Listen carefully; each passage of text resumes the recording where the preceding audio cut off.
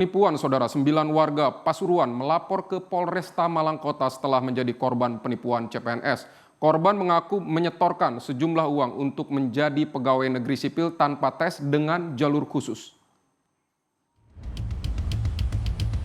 9 orang korban penipuan menjadi CPNS melapor ke Mapolresta Malang. Mereka melaporkan pelaku berinisial RN yang diduga melakukan penipuan dengan modus menjanjikan bisa menjadikan pegawai negeri sipil tanpa tes dengan jalur khusus.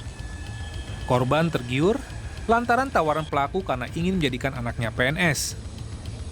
Ia mengaku semakin percaya setelah pelaku yang menyebut dirinya sebagai pengacara. Tersangka meminta sejumlah uang kepada korban mulai dari 45 sampai 100 juta rupiah dengan alasan untuk mengurus administrasi. Untuk meyakinkan korbannya, pelaku juga memberikan surat lolos uji publik, tetapi diketahui ternyata palsu. Ada keluar surat lulus uji publik yang diluncurkan. Dapat beberapa lama dan juga minta uang, katanya mau penetapan SK. Ternyata SK setelah dikeluarkan, ternyata NIP-nya lain, ternyata sesuai dengan NIP-nya PNS. Kuasa hukum menyebut korban dugaan penipuan ini tidak hanya dari wilayah Pasuruan, tapi juga sejumlah wilayah di tanah air, dengan total kerugian mencapai 7 miliar rupiah. Klien yang menjadi klien saya ada 9 orang dari Pasuruan, masing-masing kena minimal uang 45 juta sampai dengan 100 juta.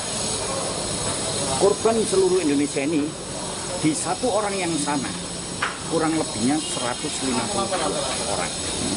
Coba bayangkan saja, kalau kita rata-rata 47 juta masing-masing orang, kalikan 152 orang, itu sama dengan 7 miliar 144 juta rupiah yang melayang.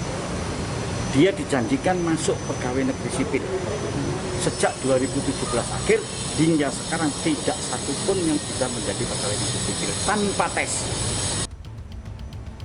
Para korban penipuan ini juga telah berusaha mendatangi pelaku ke rumahnya di kawasan Buring, Kedung Kandang, Kota Malang untuk mencari kejelasan, tetapi hingga saat ini pelaku belum bisa ditemui.